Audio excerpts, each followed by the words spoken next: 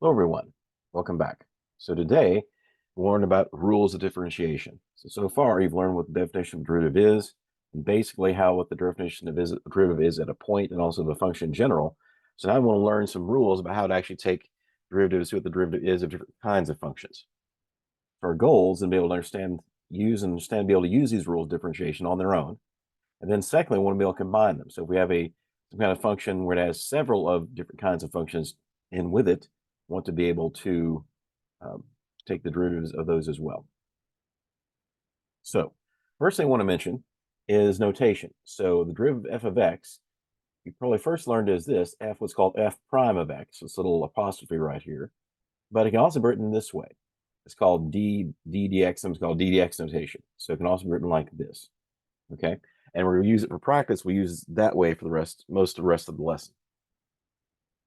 So let's take a look at our rules. The first one is what's called the constant rule.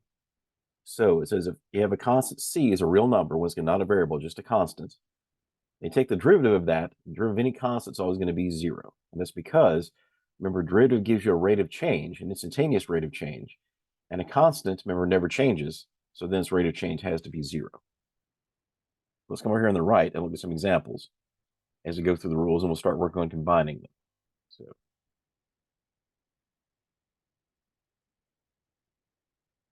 okay. So we want to find the derivative. Remember, once again, what the derivative tells us the instantaneous rate of change of a function at any point. So you plug in an x, gives you the instantaneous rate of change of the function at that point. Let's just start with f of x equals, let's say, -2. Okay, this is just a constant. So the derivative of this, then, we do either is f prime of x, or this new notation, let's go just d dx of f of x. Okay, it's just going to be 0. And once again, remember, because a constant is a horizontal flat line, and so it never changes. So let's actually take a look. Let's go to Desmos. Of course, let's do a basic one. Let's just do, say, y, what's it equals -2. Okay, right, so that's just a flat line. Remember, since the derivative is the rate of change, obviously it never changes. It's always 2. So it makes sense the derivative would be 0. Okay, and that's true for any constant. Now let's look at the next rule. All right, so the next rule is called the power rule. And knowing the names of these rules is not as important as understanding how to use it. That comes with the practice of doing it. The next rule is called power rule because we're talking about powers of x, or whatever variable we're looking at. Okay, so if n is a non-negative integer, okay, so that means numbers like 0, 1, 2, 3, and so forth. There'll be another rule for negatives and all the other powers in general, but that'd be something for a future video. What this says is that basically, the way to think of this is whatever n is, my power, it comes down front, becomes a constant, and then you reduce the power by 1. Okay, let's look at this one over here. Let's do a couple examples of this. So number 2, let's say, once again, you call it f of x. Let's just do simply x squared. Okay, now, so then the derivative, f prime of x, or once again, if you write it as d over dx of f of x.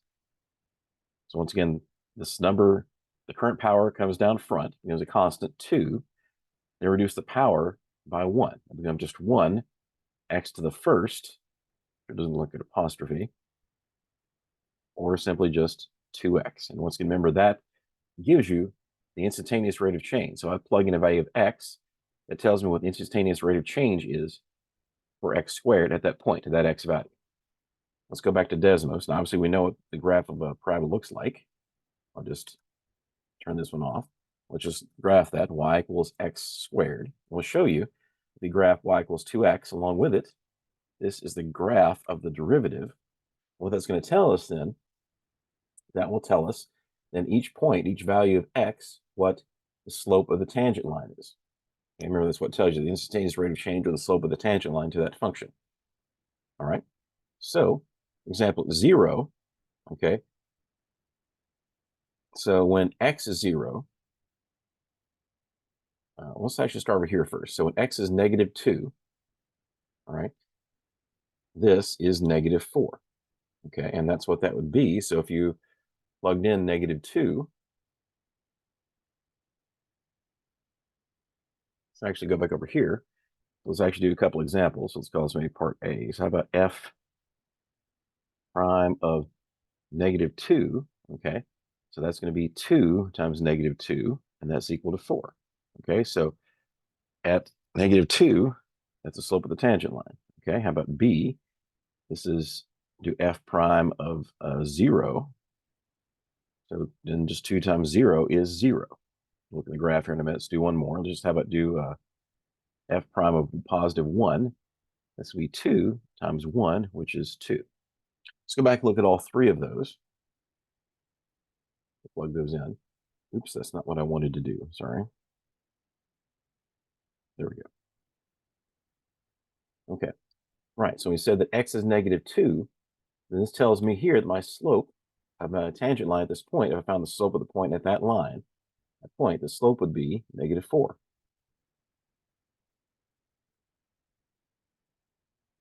Okay. Now at 0, and also here, it makes sense because here my function is decreasing. The slope should be negative. It just looks fairly steep. And so -4 is a fairly steep slope. Right. Now here at 0, let's actually go 1 first. So here at 1, my function is at 1. So my tangent line says slope of that is at 2. It's positive. It makes sense. The function is increasing at 1. And then the slope of that would be +2. And then here at 0, since this is where it turns around, what's called a local minimum value. It goes from decreasing to increasing. If the slope is negative here and positive here, it has to go through 0 as long as it's continuous, as long as there are holes or gaps in it. So that means right here, the slope of the tangent line right here would be 0. Okay, that's what we see from taking the derivative. We got a 0 there for that. Okay, let's look at another one, the power rule.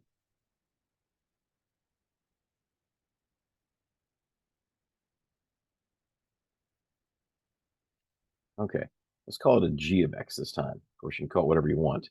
Say g of x is equal to x to the 11th. Okay, so in the same way, g prime of x, or I can write that is d over dx of g of x. Okay, so once again, these power comes down front, becomes a constant, 11, then x, then we reduce the power by 1. 11 minus 1 is 10. That becomes 10, 11 times x to the 10th. Okay, and that's its derivative.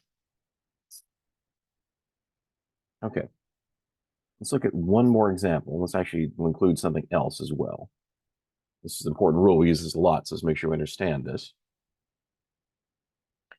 So let's call this one. How about this time? Let's do a different function. Let's say it's s. Let's use different variables. So s of t. This time t is my independent variable.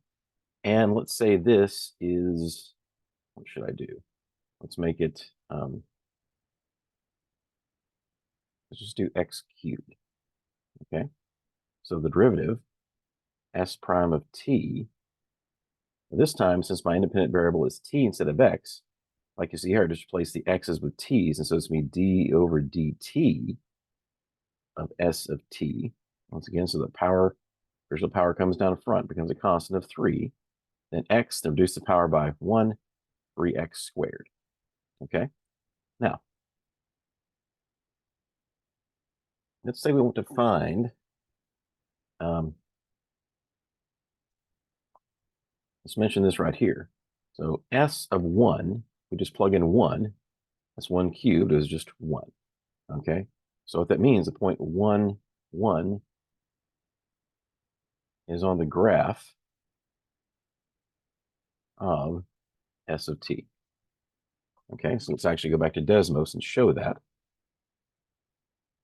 We actually just get rid of all these. Okay, let's graph that. So now I'm going to use y, but same thing, y equals x cubed instead of s and t. Okay, now let's actually zoom in just a bit. So we see it 1. 1 right here. We said that point right there, 1, 1, as it should be. So we can actually plot and label that point. Now, let's find the tangent line of the function at that point. Okay, find the equation of the tangent line there.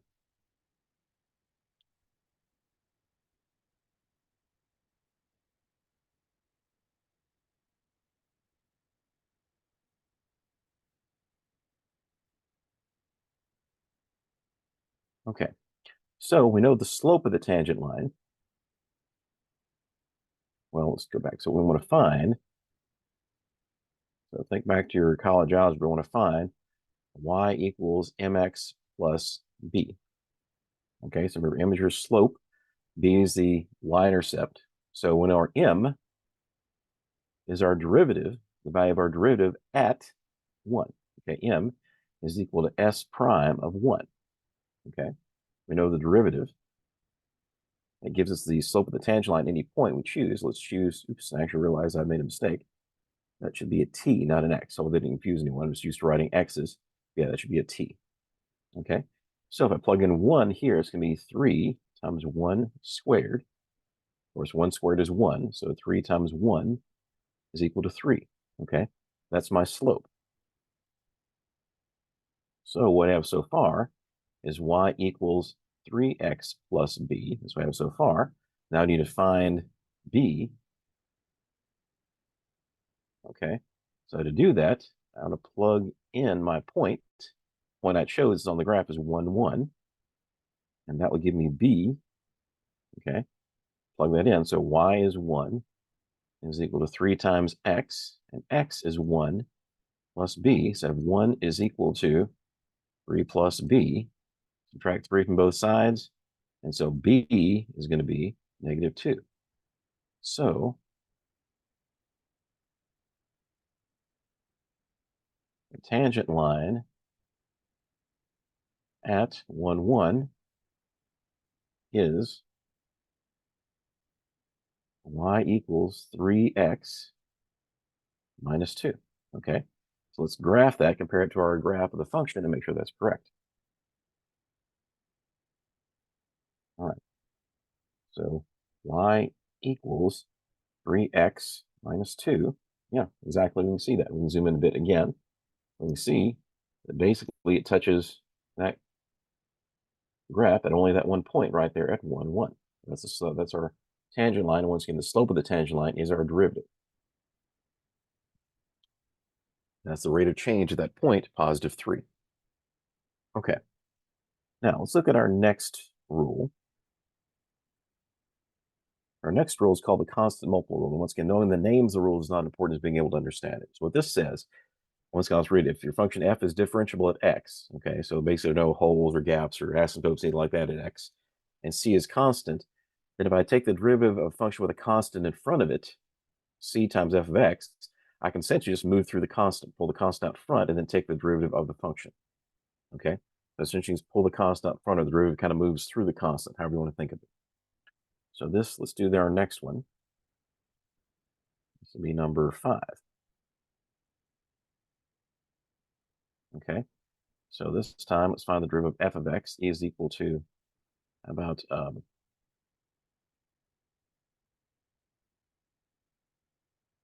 2x to the 5th. Okay, and so f prime of x is going to be equal to 2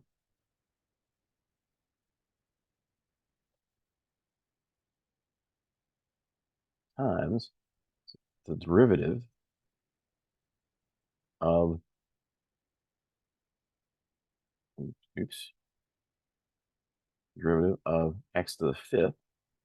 I essentially pull the constant through, goes through the constant. Okay, and now we still have a 2 in the derivative of this. And we'll bring that constant out front, 5. We have x, then reduce the power by 1, x to the 4th. Then, of course, simplify this. Multiply your constants together. That's going to be 10. 2 times 5 is 10 times x to the 4th. And that's the derivative using this constant multiply rule. Okay, let's do another one of those. Let's call this h of x this time. H of x is equal to negative 4 times x cubed. All right, same thing. Then h prime of x is equal to negative 4. 4 look better, it's almost like a 9. Negative 4 times then the derivative of x cubed And so that's going to be negative 4. And once again, just take the derivative of x cubed. And so the 3 comes down front. We have x, then reduce the power, go to the next lower power. So 3 minus 1 is 2. And then finally, of course, multiply together. And don't forget the negative. So negative 4 times 3 is negative 12x squared. And so that is our derivative. That's called the constant multiplier rule. All right. Our next rule then is called the sum rule. And also, we're not proving these rules as we go. There are proofs. You can look at the other, if you want to look at calculus textbook, you can find proofs of these. These have to do with also the fact that since derivatives are limits, these are also proper series of limits. We can take a limit of something, then we can essentially pass through the constant. And also the sum rule in the same way. The sum rule says, take the derivative of sum, you just take the derivative of the component parts, okay? So it's like, it's not distributing, but it works kind of like that. And that's also true of limits, okay? So take the derivative of different functions, f and g are differentiable at some value x, then the derivative of the sum of those things added together is equal to the individual derivatives added together. Okay, so it's not distributing, but it's like that. And also, this rules can be generalized any number of functions that are added. It doesn't have to be just 2, it could be 3 or 10, whatever. And also, if they're positive or negative in front. So if this is f of x minus g of x, that would also be true. So you have to be careful with the order there. So remember, subtraction is adding a negative, so you think of it that way. So let's look at 2 examples of this. Number 7. So let's say I want to have my f of x is, let's do a basic one. So x squared plus x to the 5th. Okay, now, so then the derivative of this, d dx of f of x, is then equal to the derivative of x squared plus the derivative of x to the 5th. And now we just have to do those each individually, as we've just been doing. All right, and so this is going to be, of course, the derivative of this is bring the current power down 2, reduce the new power by 1, so 2x, x to the first or x to the first. We have a plus in the middle, so plus, and then derivative of this, x to the 5th, is going to be bring the 5 down, then x to the 5 minus 1, which is 4. And that's my derivative. This is f prime of x. Well, it should be f of x right there. F prime of x. Okay, now let's take a look. So now that we've kind of learned all the rules, let's actually start to combine these rules. This is where we're looking at another one of these. So this time let's call this g of x. All right, so let's say we do negative 3x to the 4th. Actually, let's make this positive first. Here, minus 8x to the 7th. Okay. Actually, let's do one more. So plus 3. Okay. Now here, we're kind of generalizing it. That's what I just said. So here we have 3 terms, but they're basically connected by addition subtraction. So we can do this. All right, do it the same way. So g prime of x, we take the derivative of each one of these. So d dx of 3x to the 4th. The minus here, minus d dx of 8x to the 7th, then plus, instead of a plus, d dx, or the derivative of 3. Okay, so let's use a lot of these rules we learned together. So it's combining several of them. Okay, so now we know we can bring the 3 out front. So it's going to be 3 times the derivative of x to the 4th minus, bring the 8 out front, minus 8 times the derivative of x to the 7th. And then now the derivative of 3, that's a constant. We learned before that's just 0. A constant by itself is 0. Don't be confused. If it's a constant times a variable, that's you bring the 3 out front. But here we just have a derivative of a constant itself, and that's 0. So we can actually get rid of that part. So same thing we did before. So it's going to be 3. The derivative of x to the 4th is going to be 4x, reduce the power by 1, 4x cubed. Okay. Over here we have the minus 8 times the derivative of x to the 7th, bring the 7 out front, times x to the 7 minus 1, which is 6. And then finally, combine our like terms, multiply through. 3 times 4 is 12x cubed, minus 8 times 7 is 56. 56. 56x to the 6. And that's the derivative of our function g prime of x. Okay. And once again, for our original function, if you want to know at any point what the rate of change that function is, you get the derivative. So for example, if I want to know, since it's a polynomial, polynomials are nice everywhere. So if I wanted to say when x is 5, what's the instantaneous rate of change? I plug 5 into this, and that would give me the instantaneous rate of change.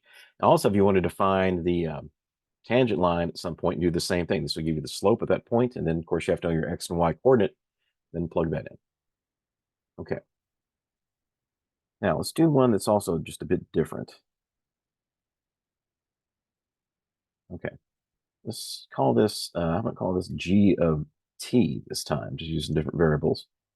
So let's say we have x plus 1 times x minus 3.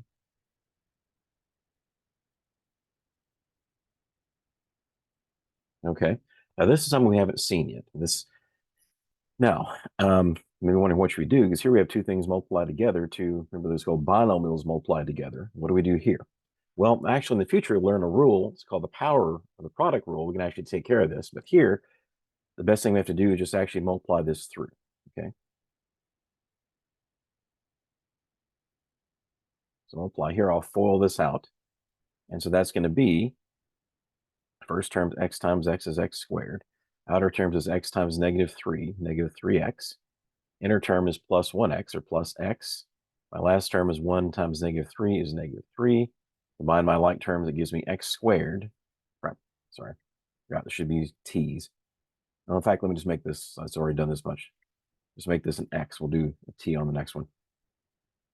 Sorry about that.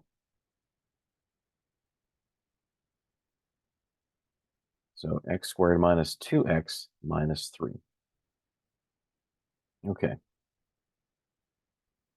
Now, so that's my function g of x. Now, to find the derivative, I just do what I did before. We can also call this g prime. We can also call this d of dx of g of x. Either way, use interchangeably. And so we just take the derivative of each one separately. So the derivative of x squared minus, instead of a minus here, the derivative with respect to x of 2x, then minus, once again, a minus, derivative of dx of 3. Okay.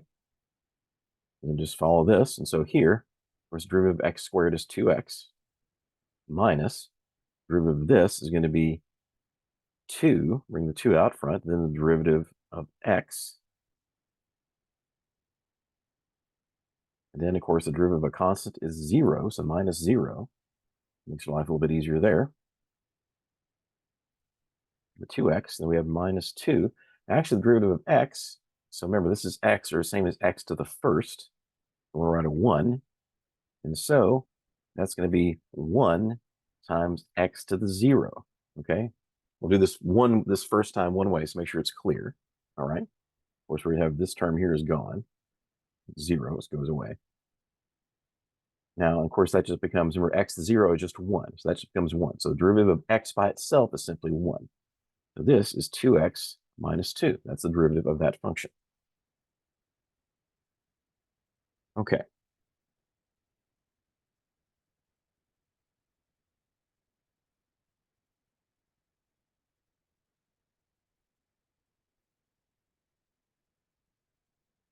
Now, let me do something. Let me do another example. Let's see, what number is this? This is number 9, number 10. And I think I'll just go down the next page and start number 10. Number 10, I want to do something a little bit different. Actually, give me a second. I need to write something down just a second. So,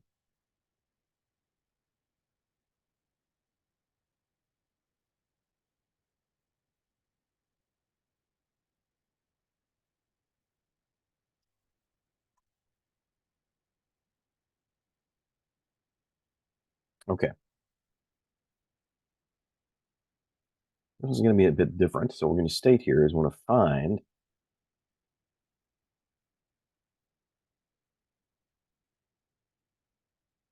the values of x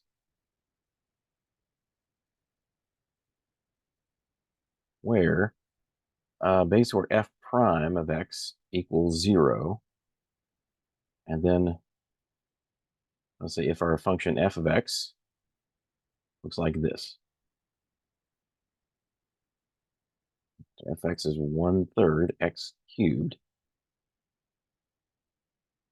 Make a better 3.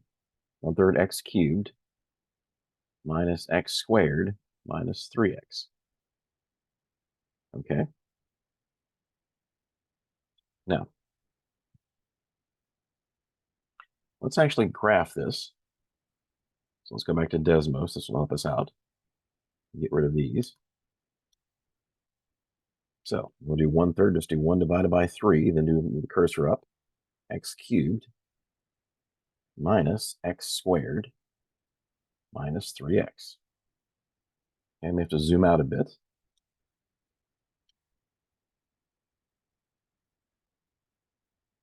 Okay. Now, let's zoom out a bit more. All right. So what we're going to do then is want to find out where the derivative of this is 0. So as we learned so far, basically anytime you have like the top of the hill or bottom of a valley of a function, continuous function like this, and the polynomial is continuous, then basically we're talking about that's where the derivative is 0. Because think about it here, this function is continuous, no holes, no gaps. The function is increasing here, it means its derivative is positive. It's decreasing here, a derivative is negative, so it has to go through 0 at some point, and that point is right here. So the slope of the tangent line would be flat right there. Same thing here, the function is going from decreasing to increasing, from negative to positive, so it has to go through 0, and it's 0 right here, okay? Those x values then should be, looks like -1 and +3. Let's see we get that. So what we're going to do then is, once again, take the derivative. And actually, I picked this one specifically. It's going to be very much going to be similar to what we just saw. Once again, the derivative, I take the derivative of each part.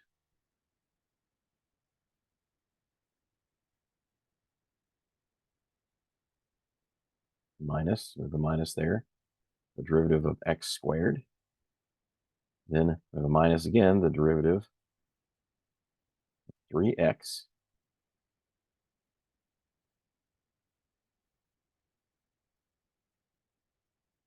Okay, and then take each one separately. So remember, the constant passes through, so 1/3, then the derivative with respect to x of x cubed minus the derivative of x squared, and actually we know that one, the derivative of x squared is going to be, so bring the 2 down front, and then just x to the 1, just x, and here, the derivative of this, we just saw something like this just a minute ago, back here. You have the derivative of just a function, just x, just becomes a constant, because the derivative of x is just 1. All right, so this, and well, if you want to go ahead and do it in steps, so pass the 3 through, and then times the derivative with respect to x of x, and so we just did that one. All right, so here, make sure that it looks like a cube. All right, so we have 1/3. The derivative of this, so x cubed, is going to be 3x squared. And then we just have minus 2x right here. And minus 3 times the derivative of x, which is just 1, as we showed a minute ago. Here, combine these. 1/3 and 3 is x, so is 1. So we have x squared minus 2x minus 3. Okay, so that's f prime of x. Now notice this is actually the same function I got just a minute ago, right here. Okay. Now we want to know where that's equal to 0. Okay, so where is the derivative equal to 0?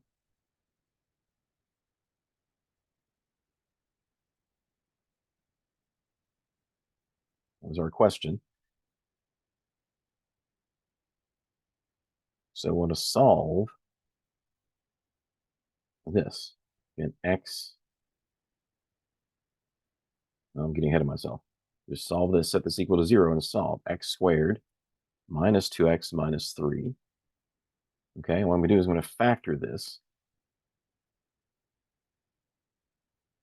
And actually, this is kind of reverse what we got a minute ago. So actually, it's the same thing we said. That's kind of the reason I picked this, to make it easier for now.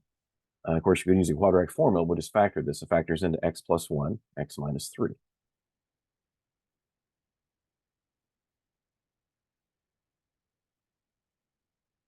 Okay.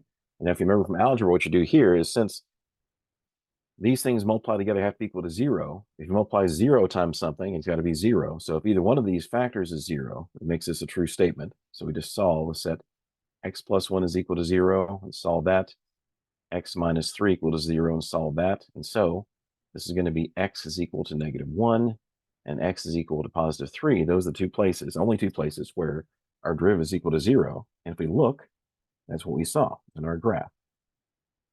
We said right here at -1, x is equal to -1. We'd have a horizontal tangent line there, and also at +3. Good, that's what we expect. Okay, a couple more ideas, and before we wrap up. Next one is the derivative of e to the x. So remember the exponential function e to the x. Let's see what number I'm on. I think I'm on number 11.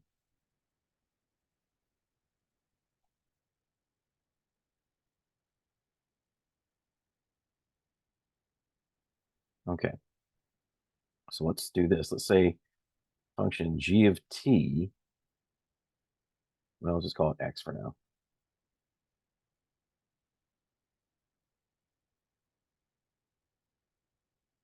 So this just says the derivative of the function e to the x is e to the x itself.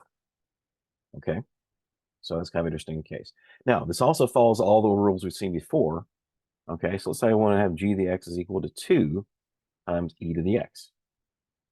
Okay, well, I'll follow the same rule. So the derivative of that, g prime of x, is going to be, essentially the derivative passes through the constant 2 times the derivative with respect to x of e to the x. And this says the derivative of e to the x is e to the x itself. So that's just going to be 2 times e to the x. An interesting result. Okay, so the derivative of the exponential function e to the x is itself.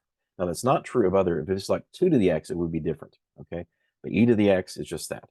So let's do another one. Let's combine it with something else. Let's say we have, this time let's do one with t. So f of t is equal to t to the 5th minus 3 e to the t. Okay, here we're combining a couple things, combining these rules again. So then the derivative with respect to t this time, not with respect to x, with respect to t of f of t. We take the derivative of each one separately with respect to t of t to the 5th minus, so we have a minus there, derivative with respect to t of 3e to the t. Okay, the derivative of t to the 5th, the power comes down, which is 5. Then reduce the power by 1, 5t to the 4th. Here, once going to pass through the constant. So we have 3, then times the derivative with respect to t of e to the t. And so we have 5t to the 4th minus 3. And once again, derivative of e to the t. All we're doing here, just using a t instead of an x, is just e to the t. And once again, the same thing. That will give the slope, pick any value of t, that will give the slope of the tangent line at that point. Okay. And one more idea is what's called higher order derivatives.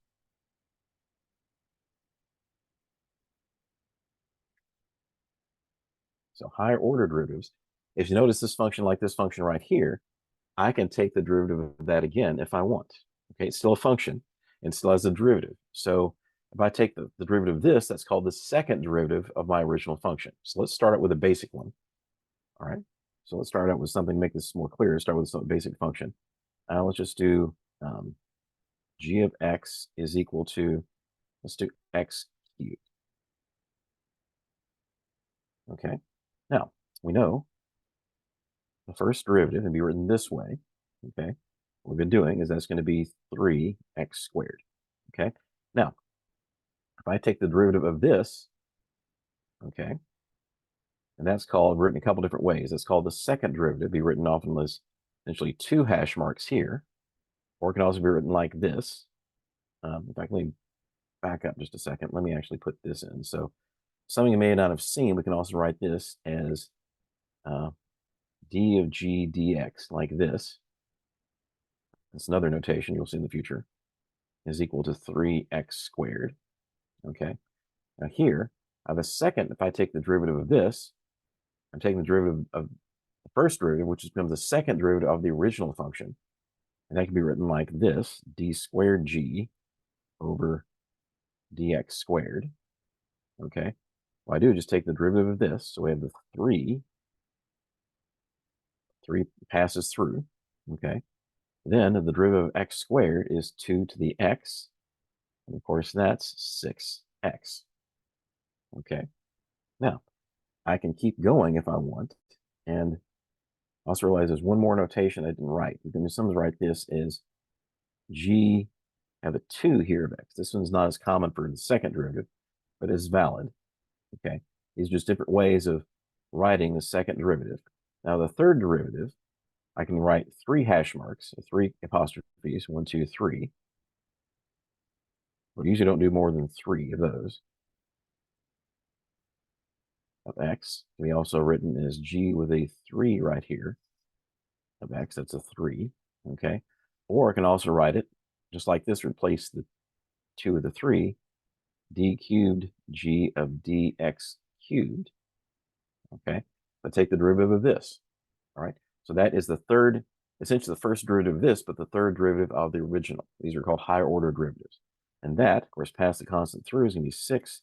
Derivative of x we saw before is just going to be 1. And so that's just 6. And let's do one more. So people don't usually write 3 hash marks. You could, but people usually write this either g with a little 4 here, the x, or just do this same notation here with a 4 instead. D to the 4th g over dx to the 4th. And let's take the derivative of this, and of course that, remember the derivative of a constant is 0. Now, I can keep taking derivatives if I want. For every higher derivative than this, I can actually keep going on as far as I want, but every derivative from now on is just going to be 0. Because 0 itself is a constant, never changes, and so its derivative is also just 0. Okay? So some functions can essentially come to a stop in a sense. So you get to a constant, some won't, some will keep on going forever as long as you can differentiate them. Those are higher order derivatives, and those are also often very important in different kinds of physics and mathematics. All right, let's take a quick review of what we learned so far today. We learned are the rules of differentiation. All right, so the constant rule, derivative of a constant, of a power function like a polynomial, of a constant, we have a constant in front of any function, how to do that. A sum or a difference, basically any number of things added, multiplied, or added together. Take the derivative of each one separately. The derivative of e to the x, exponential function. Also learn how to find higher order derivatives. Thank you. Have a good day.